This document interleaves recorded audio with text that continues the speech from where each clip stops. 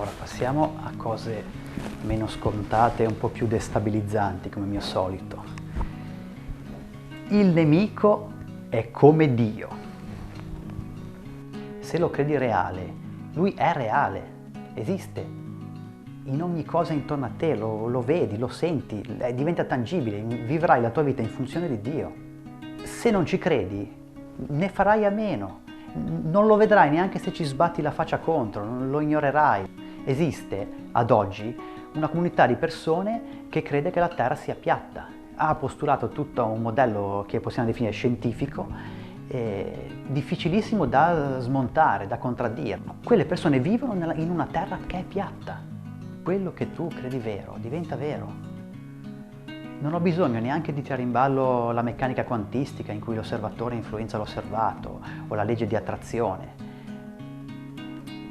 Quando tu sei felice, tutti quelli incazzati col muso ti sembrano dei poveri cristi, ti fanno pena.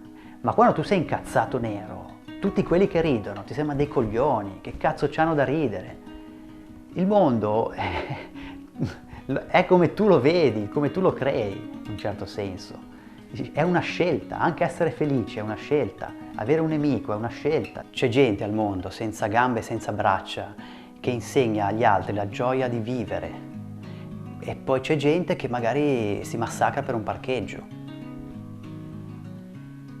C'è gente che è masochista, che gli piace essere picchiata, cioè si può essere felici in qualunque condizione. Voglio dire, non è l'esterno, parte tutto da dentro. È come Dio, ricordi? Puoi vedere solo quello in cui credi, però devi essere capace perlomeno di immaginarlo. E smettere di usare parole come utopia, impossibile. I più cadono qua.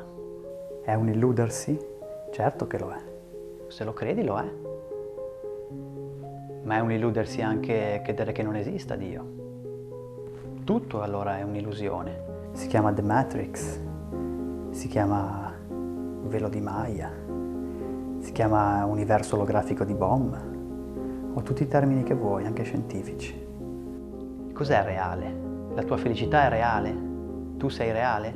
Riesci a rappresentare il mondo che vorresti? Di cosa parli quando mangi la pizza con i tuoi amici? Ok, tu però mi puoi dire, bene, però non mi hai detto come cambiare il mondo. No, non te l'ho detto, ma perché chi ti dà il diritto di cambiare il mondo degli altri? Ti può sembrare un ragionamento egoistico, però può darsi che a un certo punto tu, una volta che riesci a rappresentare il mondo che vorresti, ci vivi dentro, perché a quel punto diventa reale, tangibile per te. Ti guardi intorno e scopri che non sei solo ad immaginare quello stesso mondo lì.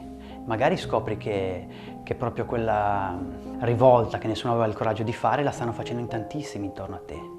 Ci sono persone che fondano ecovillaggi, che investono sulle rinnovabili, che vanno a lavorare in bicicletta, che fanno la spesa consapevolmente. È un esempio di mondo, ovviamente, non pretendo che sia il tuo. Allora a quel punto il mondo cambia, sì, cambia. L'ha capito anche Rocky questo. Io posso cambiare, e voi potete cambiare. Tutto il mondo può cambiare! Ah, eccomi qua. Oh, eccoti. Dai che c'ho una fame, andiamo, dai.